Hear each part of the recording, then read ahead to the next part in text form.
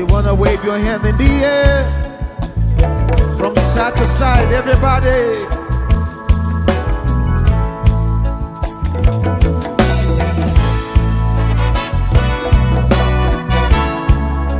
Oh my, my, my, my, my. Say that one more time, say.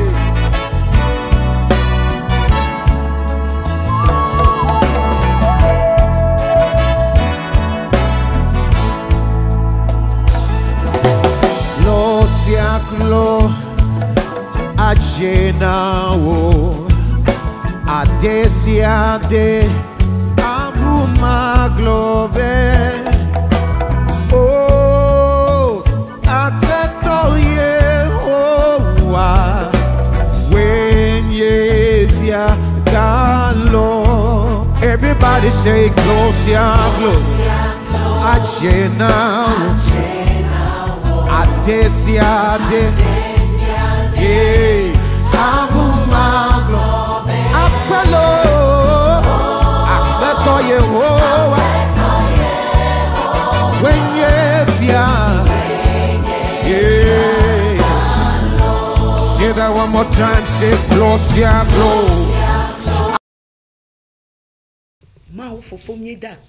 Dieu Père, nous rendons grâce pour son grand, pour ton grand amour. Tu t'es préparé spécialement pour nous parler encore cette nuit, pour notre sécurité dans ces derniers temps. Béni soit ceux qui sont à l'écoute. Écoutez la parole du Dieu vivant. Nous parlons concernant le salut. Le salut. C'est ce que Jésus a amené. Le salut que Dieu a passé par Jésus pour nous donner. Il y a une grande différence entre ce qui est sur la terre.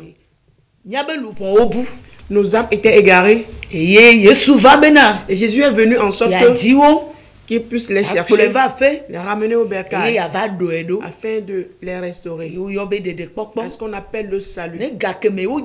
Au moment où ton âme est cherchée, recherchée, elle est ramenée au bercail, elle est délivrée, elle est guérie, elle est libérée, et elle est affermie.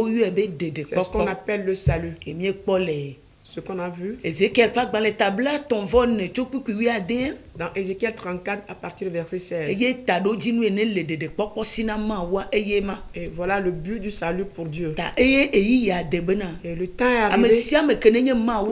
Toute personne qui appartient à Dieu, celui qui est un enfant de Dieu, et celui qui va croire en Jésus, en ses jours, la chose importante et la toute dernière chose, que son âme soit sauvée. Et nous étions basés la dernière fois sur Luc 15. Comment est-ce que le Seigneur Jésus-Christ m'a donné une parabole concernant le salut? Comment est-ce que tu peux avoir 100 brebis quand une seule vient de manquer à la peine? On parle bien d'une seule. Les 99 dépassent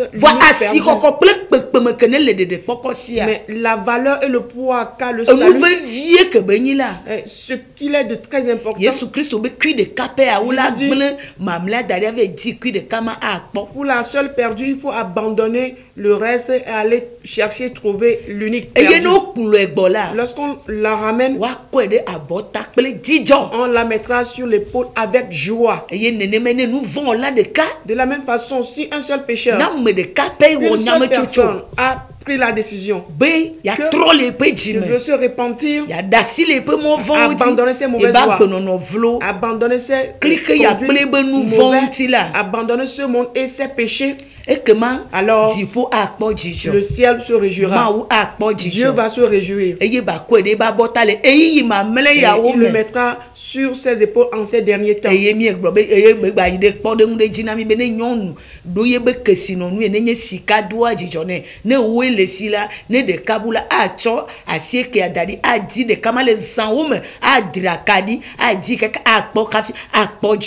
Dans la suite de la parabole, il est proposé que quand une femme a par exemple 10 objets d'or et puis elle vient de perdre un de ces objets, il va toute la nuit allumer sa lampe, aller à la recherche de cet objet-là. Et lorsqu'elle va le retrouver, alors elle va se réjouir au moment où elle l'a trouvé. Et nous vont là de Katia les petits me bena.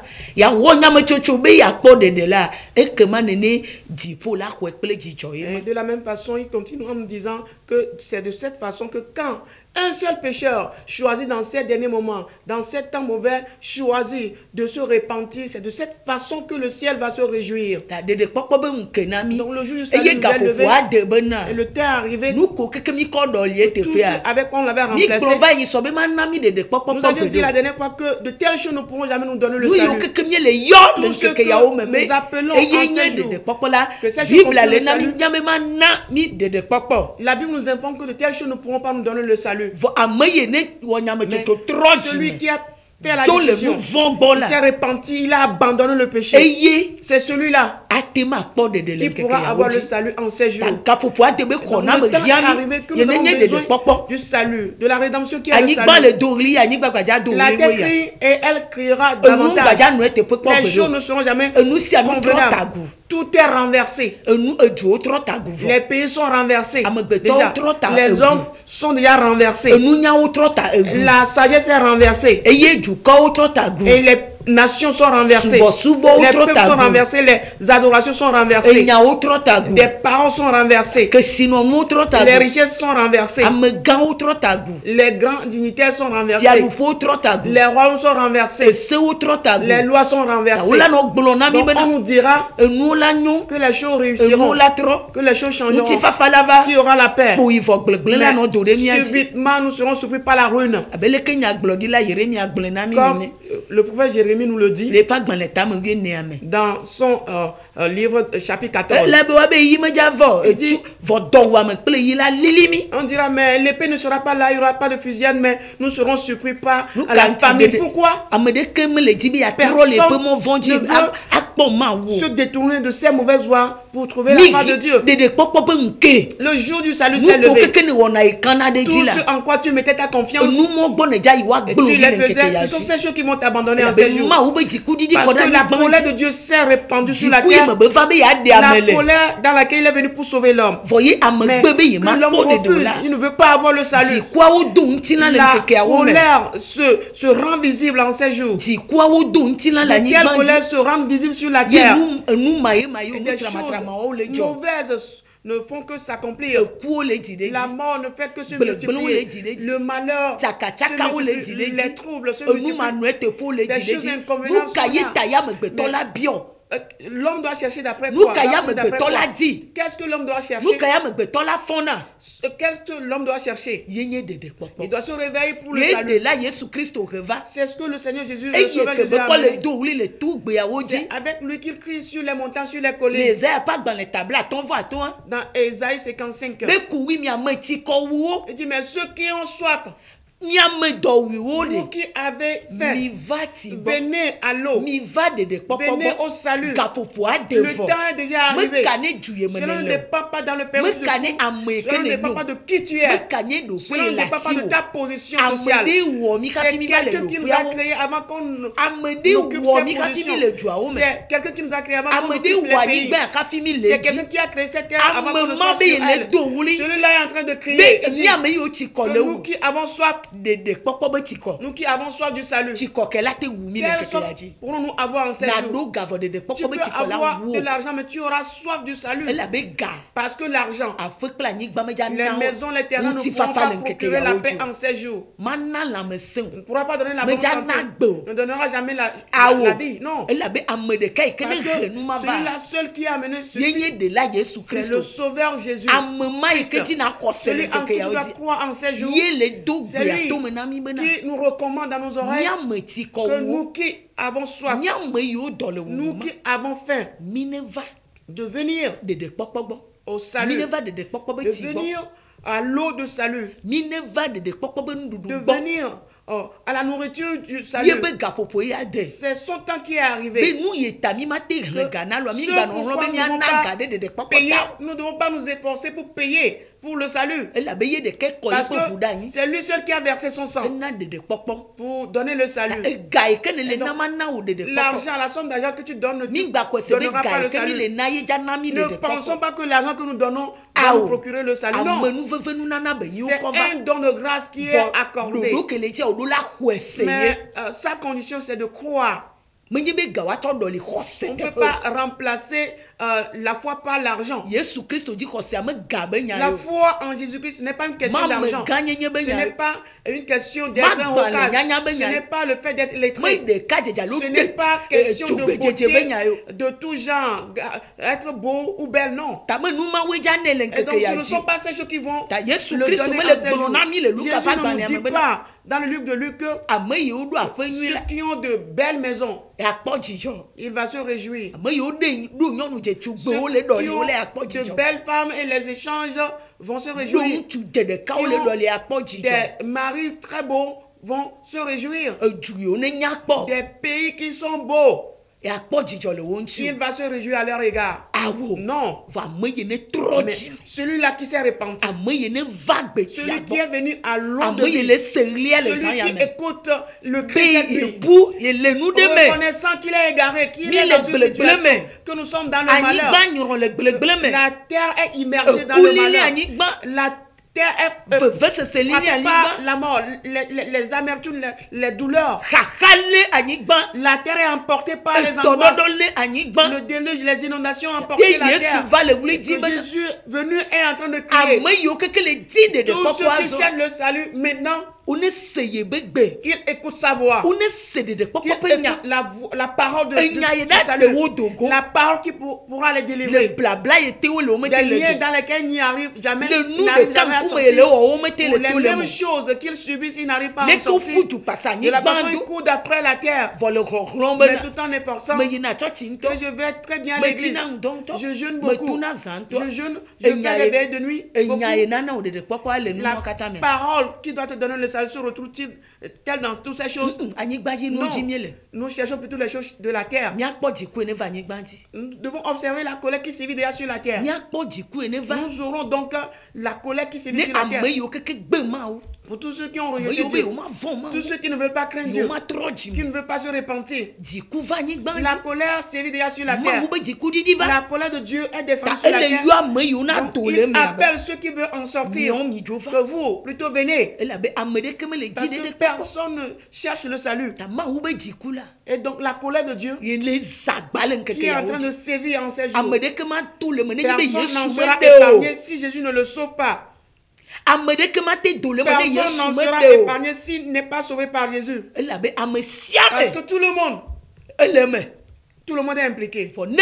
Mais si quelqu'un décide dans son cœur qu'aujourd'hui même, moi, je vais m'en sortir, on pourra en sortir. Parce que Jésus-Christ lui dit qu'il est venu. Ceux qui vont juste écouter sa voix, qu'ils s'approchent à l'eau. La chair ne va plus servir à quoi que ce soit. Je suis ceci, je suis cela, ça ne compte plus.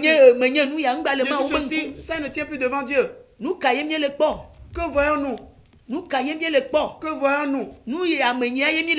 Est-ce la dignité de l'homme qu'on regarde? ce que Dieu est, la dignité de Dieu que nous verrons. C'est la dignité de Dieu que nous verrons. Ce n'est pas ce qu'un homme que nous allons encore prêter notre attention à cela. Parce que c'est quelqu'un qui nous a créé. Ce qu'il nous a destiné à faire, c'est de revenir au salut. On ne pourra pas payer pour ce pourquoi on ne doit pas payer. On ne doit pas payer pour ce pourquoi on doit payer. Ça ne nous sera pas utile en ce jour. On ne pourra pas perdre le temps pour ce pourquoi on doit payer, perdre le temps plutôt. On ne peut pas se laisser s'abandonner à ceux à quoi on ne doit pas s'abandonner. C'est à lui seul qu'on doit perdre son temps. C'est à lui seul qu'on doit s'abandonner. C'est le salut qui nous a amenés. Il crie, dit ceux qui ont soif, venez à l'eau. Venez. Ma voix vous appelle en ce jour. Je suis là pour vous sauver. C'est à cause de vous que j'ai versé le sang. Je dis, c'est par le sang que je vais vous sauver. Vous délivrez de vos iniquités. Vous délivrez de vos souillures. Vous délivrez de l'injustice. Afin que vous ne subissez pas la colère de Dieu. Parce que la colère de Dieu agit violemment sur la terre contre les injustes, les impies. Dans Romains 1, le verset 18. Personne ne sera épargné si Jésus ne le sauve. Donc, ne peut aussi dire sans choisir Jésus, il aura le salut. S'il ne choisit pas Jésus, qu'il aura le salut. Donc le temps est arrivé que tout en lesquels nous sommes cachés, immergés, plongés, les choses en lesquelles on se retrouve, nous devons choisir, nous devons sortir de ces choses. Mais depuis sa maison, il dit qu'il commence depuis sa maison. Il commande le jugement depuis sa maison. Qu'en sera-t-il pour les impies et le monde? Aucune sagesse ne pourra arrêter le justice. Le jugement de Dieu. Si tu n'es pas assis dans la maison de Dieu, j'ai commis de meurtre, je suis là, je suis caché dans la maison de Dieu. J'ai détruit la vie de certaines personnes. J'ai usurpé le bien d'autrui. J'ai pris de force certaines choses. J'ai jeté l'amertume dans la vie de certaines personnes. Et que je n'ai pas décidé. Je n'ai pas eu la décision de me repentir. Je dis que je ne suis pas béni. J'attends la décision de Dieu. Alors, la perdition est proche de toi. On nous demande de venir à la repentance. Nous tous devons nous approcher de la repentance. Personne ne peut plus prospérer en ces jours. Ça ne serait plus comme on le pensait avant. Parce que nous sommes plongés dans la mort. Et de telles morts se rendent visibles en ces jours. On se retrouve dans le malheur, dans l'injustice nous étions. Et en ces jours, ces choses se rendent visibles. La seule voix qui pourra nous appeler, c'est la voix du salut. C'est la voix de la vérité. Tout le monde a rejeté la vérité. Mais c'est elle seule qui pourra nous sauver. C'est elle seule qui pourra nous sauver. Si je me suis assis quelque part et que je n'écoute pas la parole qui pourra me sauver, alors je me retrouve dans le cimetière. Je suis déjà dans le tombeau. On pourra bien badigeonner. Le temps, les gens seront là en grand nombre. Mais nous sommes des cadavres là. Nous sommes des choses complètement pourries. On va nous donner des enfants, de l'argent, des conjoints, de maisons, de miracles. Mais nous sommes dans la vallée de l'enfer. Nous sommes dans le malheur, nous serons frappés par le malheur. Nous allons invoquer le Seigneur. Ce n'est pas tout le monde qui va invoquer ce n'est pas tout le monde qui produit le miracle qui sera sauvé. Mais celui-là qui s'est repenti. Celui-là qui s'est repenti. Les petits jeunes produisent de miracles. Les charlatans font de miracles. Pourront nous dire qu'ils se sont repentis. Pourront nous dire qu'ils se sont repentis. Les marabouts produisent de miracles. Pourront nous dire qu'ils se sont repentis. Le seul chemin que nous devons reprendre, le chemin d'après que nous devons courir, c'est le chemin du salut. C'est le chemin de la rédemption. Nous avons soif du secours. On nous appelle à ce secours-là cette nuit. Nous avons soif du secours. On a fait maintenant du salut. Dieu nous appelle de venir. Ce n'est pas si quelqu'un te dit qu'il y aura la restauration, qu'il sera restauré. Non, ce n'est pas Dieu qui parle. Même si on tire de tels propos, nous serons frappés par le bruit. Il tente à tenir de tels propos, des troubles seront plutôt au rendez-vous. Donc le temps est arrivé qu'un enfant de Dieu a soif du salut. Cette nuit, il fera la décision que c'est à cause de moi, de lui, que Jésus est venu. C'est à cause de lui que Jésus s'est donné. C'est à cause de lui que Jésus est en train de prêcher. À lui qu'il est à sa recherche, c'est pour cette raison qu'il ne continue pas à prêcher la même chose. C'est à cause de lui que ces cris ne cessent de retentir. C'est à cause de lui qu'il ne fait que répéter et marteler ses paroles. C'est son salut qui a du prix à ses yeux. C'est pourquoi qui ne cherche pas son malheur, il cherche plutôt son bonheur. Jésus-Christ est venu en sorte que le sauver, pour le sauver. Jésus est venu pour nous sauver. Jésus est prêt à nous sauver en 7 jours. Tout est détruit. La terre est détruite. Il est à la recherche de ceux qui lui appartiennent. Si tu veux lui appartenir en 7 jours, écoute sa voix. Écoute sa parole.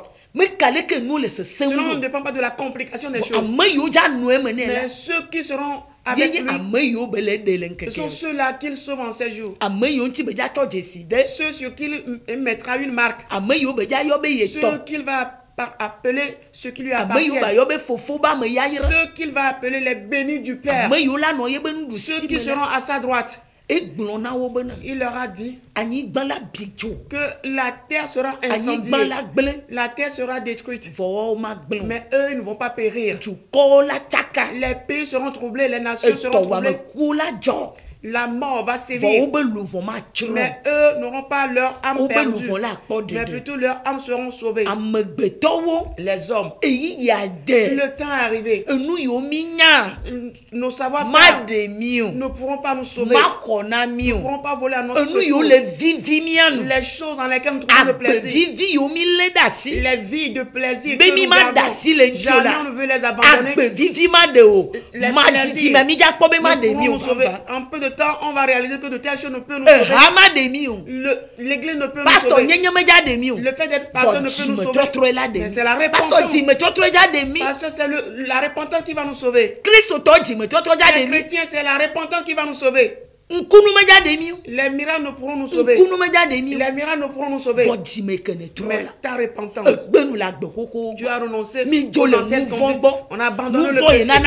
Le péché qui empêche l'homme de voir la face de Dieu. Le péché qui détourne l'homme des biens de Dieu du jardin. Le péché qui est si puissant, détournant l'homme du projet de Dieu. Le péché qui sépare l'homme de Dieu. Le péché duquel personne n'arrive à sortir. C'est pour cela que Jésus s'est livré maintenant, afin qu'on puisse en sortir. Qu'on puisse en sortir. Donc, les choses en lesquelles nous trouvons plaisir, les choses qui donnent du plaisir à l'homme. C'est ces choses que Jésus est venu que nous puissions les renoncer. Les choses que nous pensons que c'est très dur dans la parole de Dieu, c'est plutôt ces choses qui sont les choses qu'on les trouve amères, difficiles. Mais plutôt ce sont ces choses qui sauvent. Ce n'est pas ce en quoi tu trouves le plaisir. Et tu es là assis demandant qu'on te prête toujours les mêmes choses. Voilà mon problème. Il faut qu'on m'adresse de telles paroles. Tu vas errer dans les tombeaux en 7 jours. Tu vas errer au désert. Tu seras toujours des ossements dans la vallée. Ton tombeau ne peut jamais s'ouvrir. Mais plutôt le badigeonnement qu'on donne au tombeau, les peintures qu'on a données au tombeau, et nous y sommes, on dira qu'on trouve le progrès en ces choses.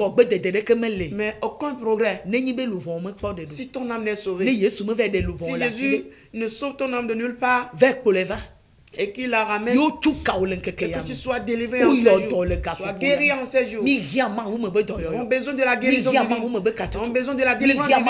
Nous avons besoin de la libération divine que nous devons avoir en ces jours. C'est le temps qui nous est arrivé. Le temps de Dieu est arrivé. Les enseignements qui sera sur le mont de Sion. Dans le livre de Prophète chapitre 2, nous devons chercher tous cette montagne, se retrouver sur cette montagne afin qu'ils soient épargnés du jugement de Dieu, afin qu'ils ne soient pas frappés par le malheur.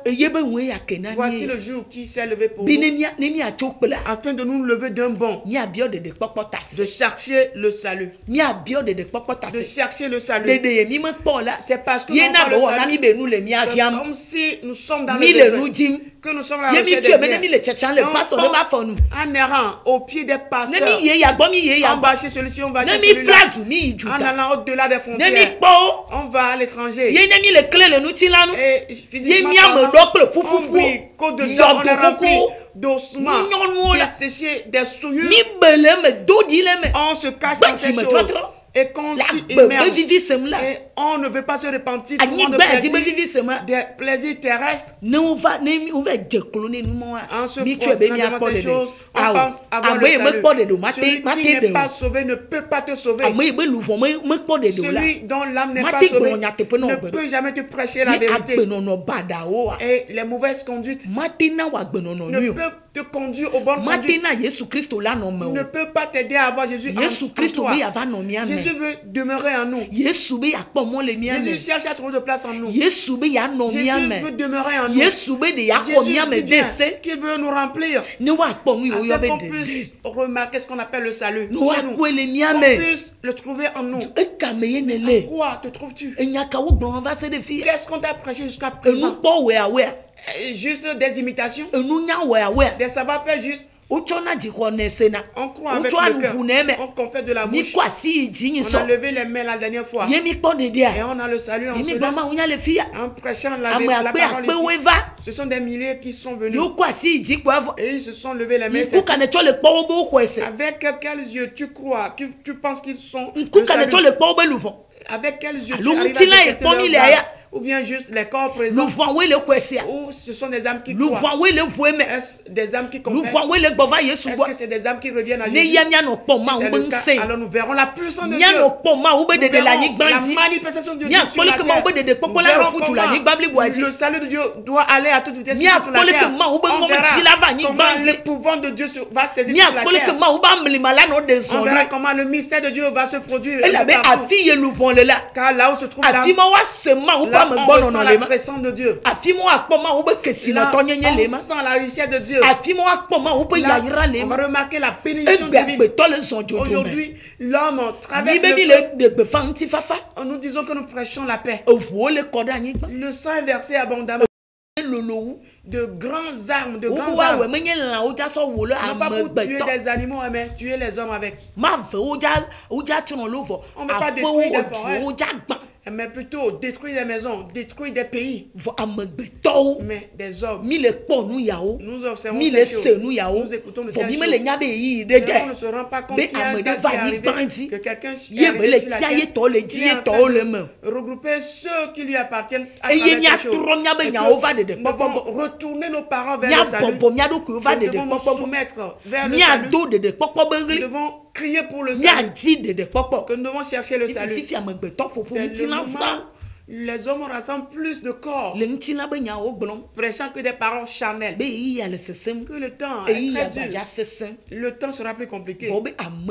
Mais il a dit que ceux qui vont persévérer, ceux qui vont persévérer, c'est eux qui seront sauvés. Dans le livre de Matthieu, au chapitre 24, du verset 12 à 13. Seulement eux seront sauvés. Jésus dit qu'il est venu afin de nous chercher, de nous sauver. As-tu soif du salut? As-tu la faim du salut, tu cherches sa parole. Est-ce que sa parole te parvient? Cherches-tu avoir la véritable délivrance? Recevoir la délivrance véritable? Avoir la libération véritable? Cherches-tu la liberté véritable? Alors, il faut que tu fasses la décision. Faut le bon pas vers Jésus. Ce n'est pas que ça fait 100 ans que je me suis répandu, mais je me suis retrouvé dans le mais c'est au moment où cette parole trouve de place dans mon âme et que je réalise que j'ai renoncé à ce monde. Je renonce à Satan avec ses anges, ses serviteurs, et que je renonce au puissant de mon origine. Je renonce à ma personnalité. J'ai confessé. J'ai cessé de pécher. Voilà. Je ne reprends plus les mêmes choses. Je ne dis plus. Le juste va tomber cette fois. La septième fois, il va se relever. Voilà, la septième fois que nous voyons. Mais voilà, nous sommes à terre, on n'arrive plus à se relever. Mais le juste doit se repentir. On ne trouve pas le plaisir de telles paroles. Tomber 7 fois avant de se relever. On n'arrive plus à se relever. Nous sommes complètement à terre. Nous les pasteurs, nous à terre. Nous, les grands pasteurs, nous voilà à terre. Nous qui sommes vraiment élevés, nous, des papas spirituels, nous voilà à terre. Nous qui disons qu'on a séjourné dans des grands pays, qui ont construit de grands temples, nous voilà à terre. Et des gens sont à terre. Les gens sont dans le bourbier, engloutis dans les ténèbres, engloutis dans les cavernes, enfouis dans les tombeaux, dans les calebasses, dans les eaux. Ils se retrouvent dans les forêts. Mais nous appelons toutes ces choses église des centres de prière. Parce que physiquement parlant, c'est beau, mais spirituellement, nous ne le voyons pas. On voit des choses qui se produisent dans cette jour. Quand une seule personne un seul pécheur de sortir de cela, alors on verra la puissance de Dieu. Sa grâce descendre. Sa main de salut. Sa main de délivrance. Sa main de libération. Leur a sonné. Il y a une différence marquante dans la vie de toi qui as choisi d'abandonner les mauvaises choses. Une église qui a la décision, un pasteur qui a décidé d'abandonner les mauvaises choses. Un chrétien qui veut recevoir Jésus de nouveau. Alors, la pluie du salut va tomber. La main du salut va te toucher. Sa libération, sa délivrance sera ton partage. Son pardon, sa main parce qu'il dit qu'il est venu pour sauver. Il n'est pas venu pour détruire. Luc 9, le verset 56. Il dit qu'il est venu pour sauver. Il n'est pas venu pour perdre. S'il est venu pour sauver, moi je n'ai pas de puissance pour détruire. Je n'ai pas de puissance pour te juger. Mais sachons que le jugement c'est sur la terre, dans la maison de Dieu. La seule personne qui sauve, c'est lui qui demande de prêcher sa parole. Voilà sa recommandation qui vient en ces jours. Et si toi tu dois te rendre compte qu'il est descendu sur la terre. Tu dois savoir qu'il est si proche de nous. Donc c'est le besoin du salut. Ça fait que tu dois avoir en 7 ans. Tu dois chercher à avoir sa nourriture. Sa soif et boire et en être rassasié. L'âme reviens au bercail cette nuit. Reviens à ton Créateur afin de recevoir ta délivrance. Viens recevoir ta libération. Ta délivrance afin que la main de Jésus puisse te toucher partout où tu te trouves. Je dis bien que la main te parvienne cette nuit. Et que une bonne décision soit ton partage. Cela ne dépend pas de ta situation dans laquelle tu te trouves. Ne dépend pas du malheur dans laquelle tu te trouves. Ne dépend pas des ténèbres dans laquelle tu te trouves. Ne dépend pas de la maladie dans laquelle tu te trouves. Dans la mort dans laquelle tu te trouves. Mais si tu écoutes sa voix, sa main te parviendra. Si tu crois en lui, alors